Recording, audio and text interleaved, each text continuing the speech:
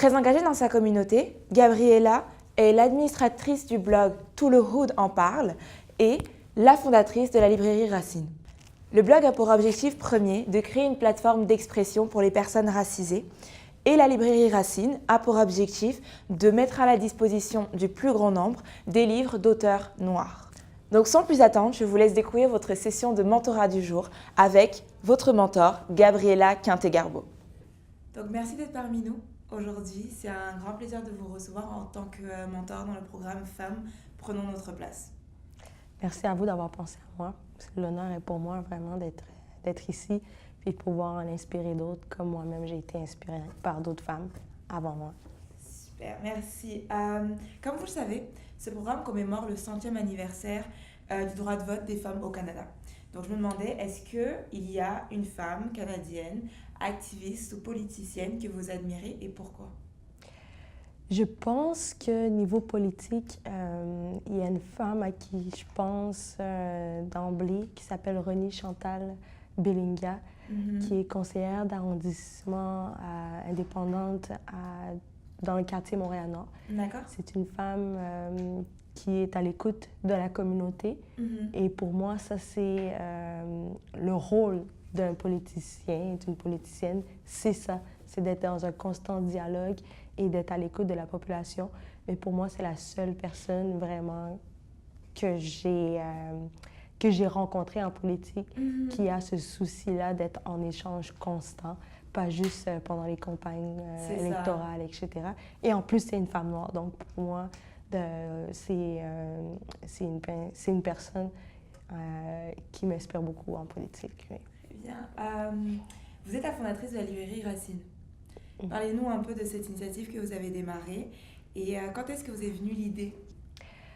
En fait, je pense que l'idée d'avoir un espace comme Racine, elle ne vient pas nécessairement forcément de moi. Je pense que c'est un besoin que beaucoup de personnes avaient, mais comme j'avais un peu plus de temps, disons-le, parce que j'ai parti le projet lors d'un congé de maternité, je me suis mis à travailler là-dessus parce que ça venait d'un besoin d'avoir un espace de création, d'un espace où traîner, où se parler, ou aussi retrouver des documents qu'on trouve nulle part ailleurs. Parce que malheureusement, dans nos institutions publiques ou privées, il n'y a pas nécessairement des livres d'histoire avec des gens qui nous ressemblent.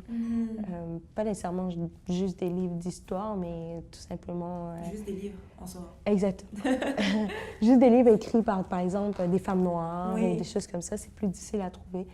Donc, je pense qu'avec j'ai pris ce besoin-là, j'ai consulté la population et la communauté qui m'a beaucoup épaulée par rapport à ça, puis qui a fait en sorte qu'un espace comme Racine puisse exister.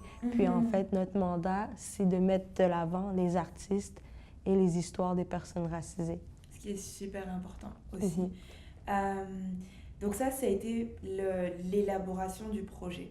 Enfin, en soi, pas l'élaboration, mais plus le moment où le projet est né, disons.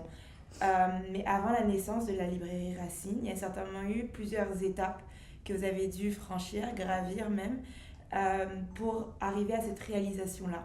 Est-ce que vous pouvez nous partager quelques-unes des étapes les plus dures que vous avez rencontrées pour réaliser ce projet?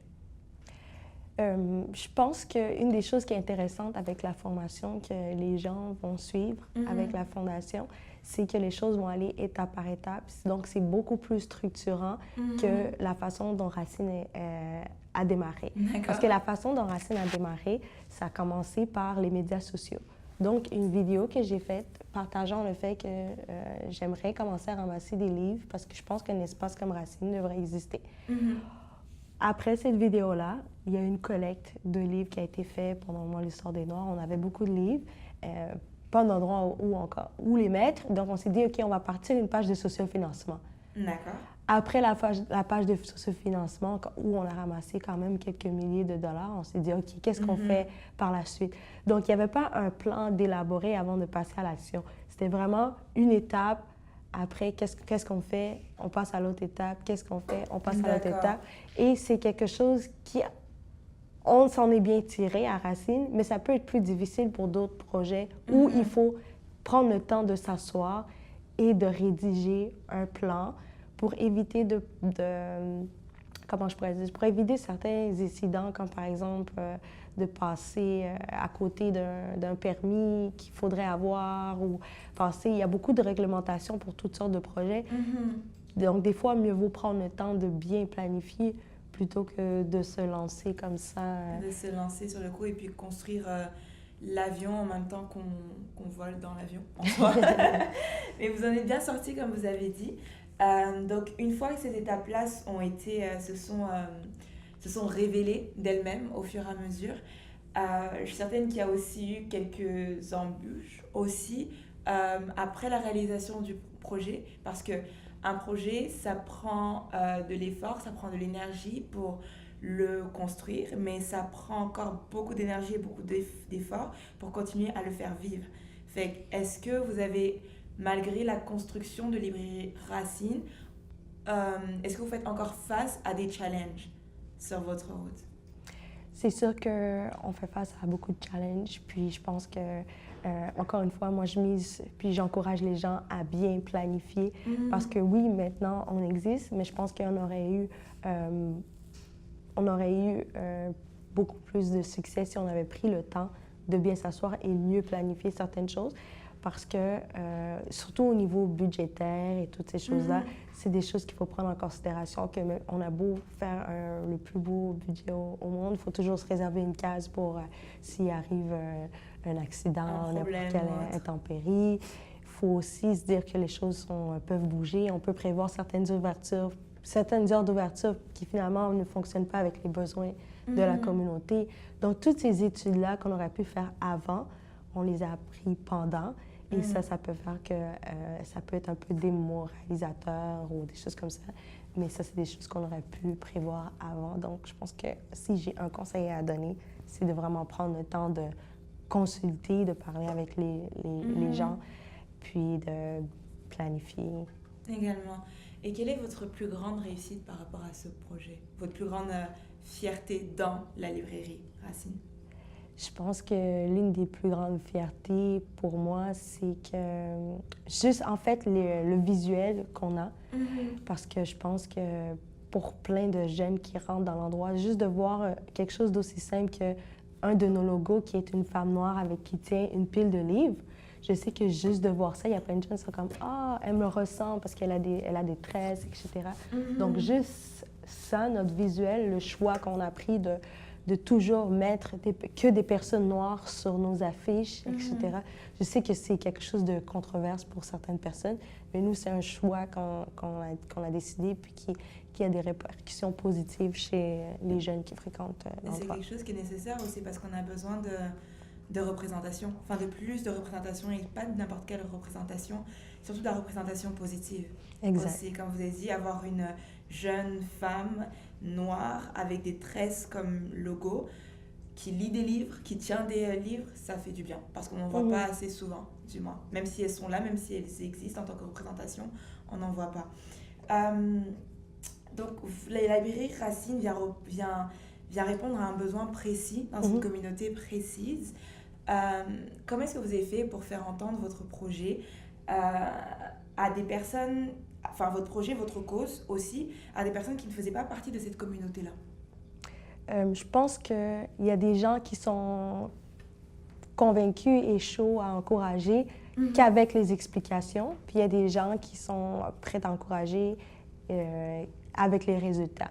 Donc, c'est sûr qu'au début, quand j'en parlais, il y a des gens qui étaient comme « OK, c'est super comme idée et tout ». Il y a d'autres personnes qui étaient comme « Ah non, je ne suis pas sûre que ça va fonctionner, etc. » Mais une fois lancé, il y a des personnes qui vont « Ah, OK, il y a des gens qui viennent, ça a des répercussions positives pour le quartier, pour les jeunes, etc. » Donc là, il y a plus de personnes qui supportent l'idée.